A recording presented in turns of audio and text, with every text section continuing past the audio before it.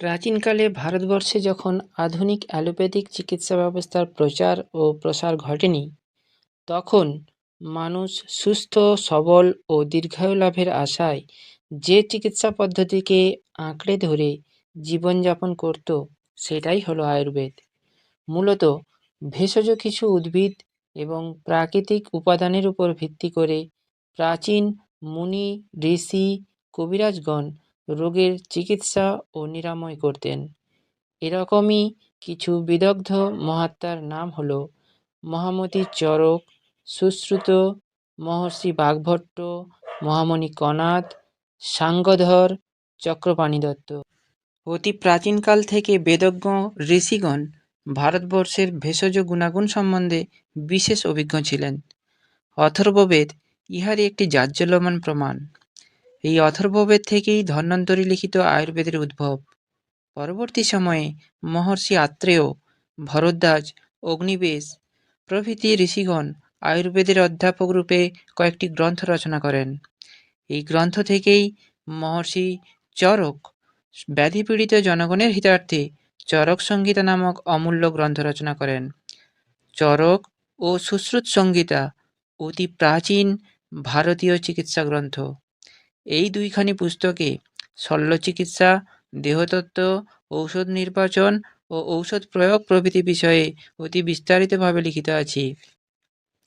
প্রাচীন কিছু অমূল্য চিকিৎসা গ্রন্থের মধ্যে উল্লেখযোগ্য হল মহর্ষি বাগভট্টের অষ্টাঙ্গ হৃদয় সংহিতা, চক্রদত্ত সংগ্রহ, সাঙ্গধর সংগ্রহ, ভাবমিশ্রের ভাবপ্রকাশ, মদন পালের রাজনির্ঘণ্ট, মাধবকরের নিদান প্রভৃতি উল্লেখযোগ্য। প্রাচীন মুসলমান হাকিমগণ উর্দু ভাষায় এদেশীয় ভেষজ সম্বন্ধে কিছু অমূল্য পুস্তক লিখে গেছেন। এগুলির মধ্যে তালিব শরীফ, মাখেজন উল আদ্দিয় প্রভৃতি উল্লেখযোগ্য। আয়ুর্বেদ নিয়ে পাশ্চাত্যের মানুষও বেশ কৌতূহলী। স্যার ডেভিড ফ্রেন লিখিত বেঙ্গল প্ল্যান্টস-এ বাংলা এবং সুন্দরবনের বহু ভেষজ উদ্ভিদের নিদর্শন পাওয়া যায়। আয়ুর্বেদ হল একটি জীবন ও তার দীর্ঘায়ু লাভের একটি বিজ্ঞান, এবং এটি আমাদের প্রাকৃতিক শক্তি, চক্র এবং উপাদানগুলি সম্পর্কে শিক্ষা দেয়। আয়ুর্বেদের নীতিটি হল, কোনো বস্তু, সেটি খাবার, ওষুধ না বিষ, তা নির্ভর করে কে খাচ্ছে, কি খাচ্ছে এবং কতটা খাচ্ছে। অর্থাৎ আমরা বলতে পারি যে একজন ব্যক্তির খাবার অন্য ব্যক্তির কাছে বিষের মতো আচরণও করতে পারে। আমরা আমাদের আভ্যন্তরীণ দেহ, আমাদের টিস্যুগুলি স্ক্র্যাপ করতে পারি না। অঙ্গগুলি এবং মনকে শুদ্ধ করতে কিছু প্রতিকার শিখতে হয়। এটিই আয়ুর্বেদের শিল্প। আয়ু অর্থাৎ জীবন এবং বেদ অর্থাৎ জ্ঞান। এক কথায় বলতে গেলে সুস্থভাবে বেঁচে থাকার জ্ঞানই হলো আয়ুর্বেদ। সাধারণত আয়ুর্বেদে রাইস, গম, বার্লি, মুগ ডাল, অ্যাসপারাগাস, আঙুর, আতা, ডালিম, আদা, ঘি, ক্রিম দুধ এবং মধু সর্বাধিক উপকারী খাদ্য আইটেম বিবেচনা করা হয়। সময় পরিবর্তন হচ্ছে এবং কেবল ভারতের নীতি নির্ধারকই নয়, বরং পুরো বিশ্ব আয়ুর্বেদের গুরুত্ব বোঝে।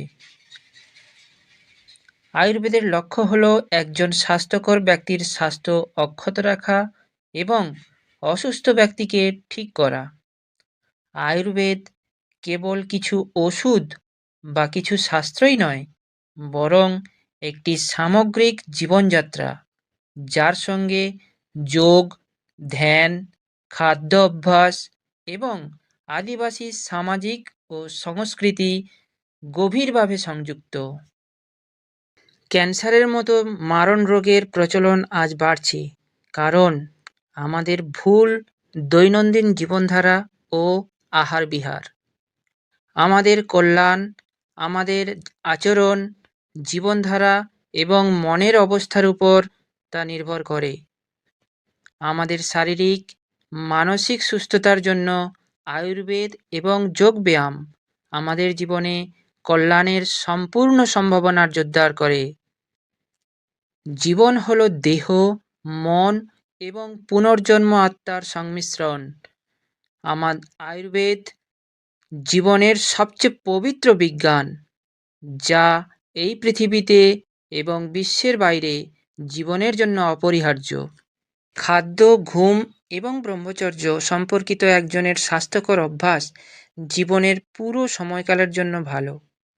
যোগা এবং আয়ুর্বেদ চিকিৎসা বিজ্ঞানের তুলনায় সূক্ষ্ম, কারণ চিকিৎসা বিজ্ঞান প্রায়শই পরিসংখ্যানগত হেরফেরের শিকার হয়।